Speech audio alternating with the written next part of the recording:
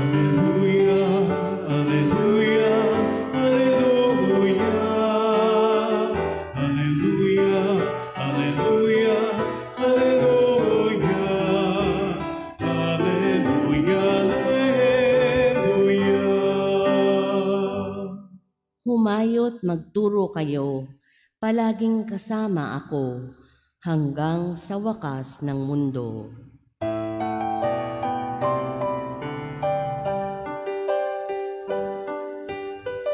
Alleluia, alleluia, alleluia. Alleluia, alleluia, alleluia.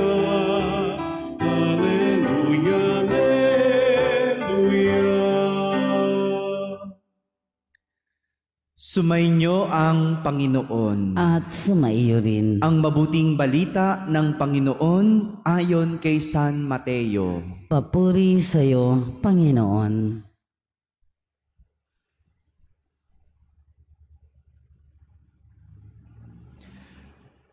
Noong panahong iyon, sinabi ni Jesus sa kanyang mga apostol, "Humayo kayo at ipangaral ninyo na malapit nang maghari ang Diyos.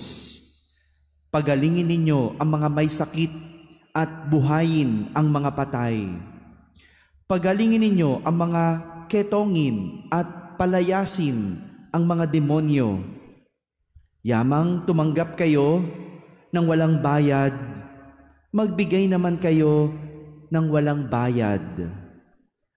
Huwag kayong magdala ng salapi, maging ginto, pilak o tanso sa inyong mga lukbutan.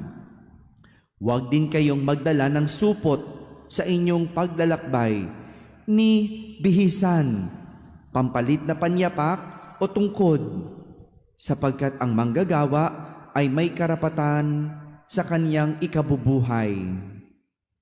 At saan mang bayan o nayon kayo dumating, humanap kayo ng taong karapat-dapat pakituluyan at manatili kayo roon habang kayo'y nasa lugar na iyon.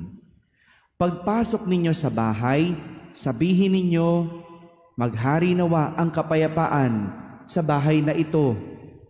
Kung karapat-dapat ang mga tao sa bahay na iyon, panatilihin ninyo sa kanila ang inyong bati. Ngunit kung hindi, bawiin ninyo ito." Mga kapatid, ang mabuting balita ng Panginoon. Pinupuri ka namin, Panginoong Hesukristo. Magandang umaga po sa inyong lahat. Ngayong araw na ito, ginugunita po natin sa ating pagdiriwang ng banal na misa si San Bernabe, na may tunay na pangalan, Jose. Jose pala yung tunay niyang pangalan, ano? Pero saan galing yung pangalang Bernabe? Mamaya, malalaman po natin kung saan ang galing ang pangalang Bernabe. Bago siya naging alagad ni Jesus, si Bernabe ay isang Levita o mula sa hanay ng mga pari.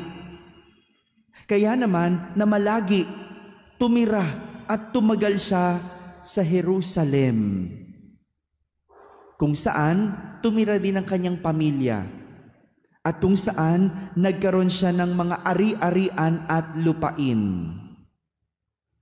Sa kanyang pagiging masugid na alagad, ipinagbili niya ang lahat ng kanyang ari-arian at lupain, at ang napagbilhan, ibinigay niya sa komunidad ng mga Kristiyano na siyang ginamit sa pagpapalaganap ng pananampalataya kay Kristo.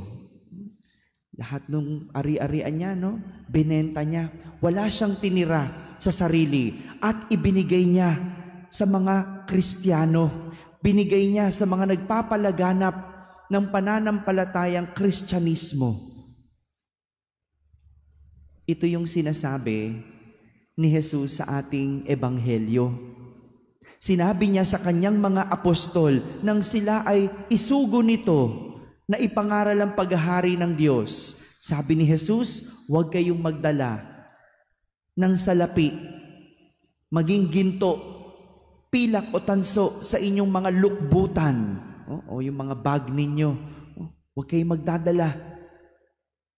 Ibig sabihin, buong pagtitiwala sa Diyos lamang ang babaunin. Sa kanilang paglalakbay, sa kanilang misyon, tiwala at pananampalataya sa Diyos ang babaunin. Kaya naman sa ating unang pagbasa, si Bernabe ay kinilalang mabuting tao, puspos ng Espiritu Santo at may matibay na pananampalataya. Hindi kataka-taka na marami siyang nadala sa Panginoon.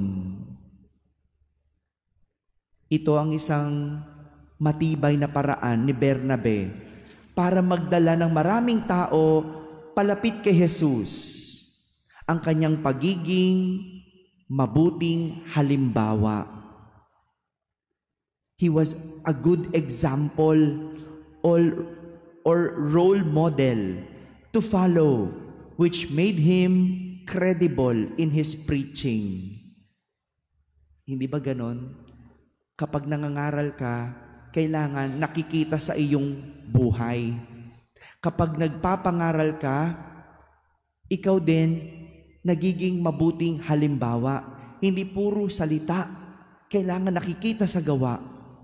And no wonder his name Joseph was replaced with Barnabas.